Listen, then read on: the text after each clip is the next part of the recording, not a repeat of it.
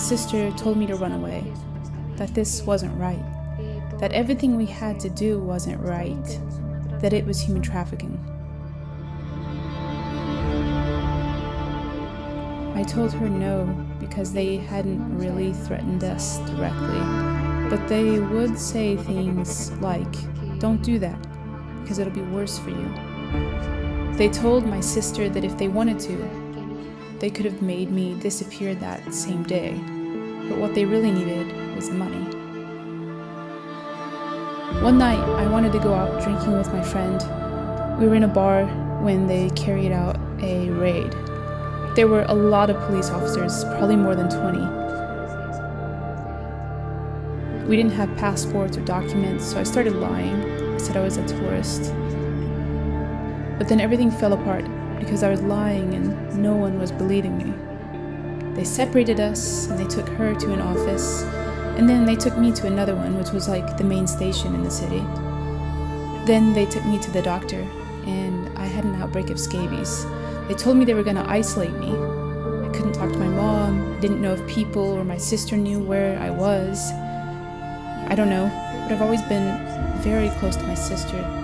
I was there for around 2.5 months. I started to have more communication with my sister, and I realized she had left about 8 days before. 4 days earlier, she had told me to go and meet her in a new city, that we were going to do the same thing there, but more independently. When I arrived, I noticed that the owner of the house had something like a doll's head. She called it the prostitute's baby and put candles and sweets around it.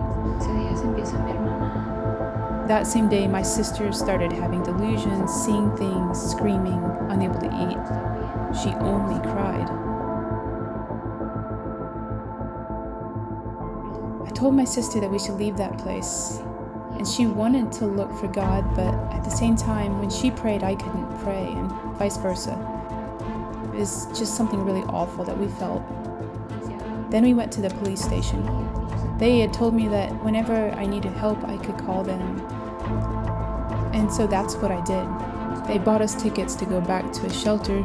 That was on a Saturday, and the psychologist asked my sister if she wanted to go out to talk in the park. And then my sister said that everyone was deceiving her, that everyone was lying, that no one wanted to help her. Then she ran off, and that's when she escaped.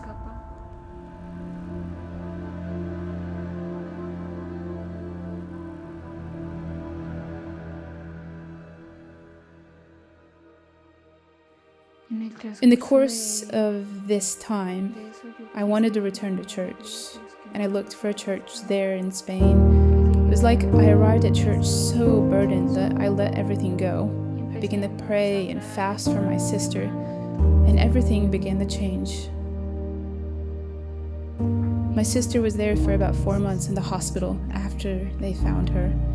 So then I spoke with the police officer, and he put me in touch with the Exodus Road. And 3 days later, I was here. I'm very grateful to everyone, because when neither my mother nor my father made the decision to come and get me, a stranger did.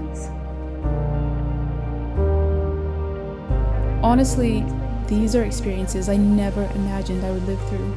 When I got into this world, I never imagined I would be able to get out again. What makes me happy? Feeling God's presence and feeling that beautiful change He was able to bring about in my life. In the future, I would really like to have a good job, and above all, a good testimony for humanity.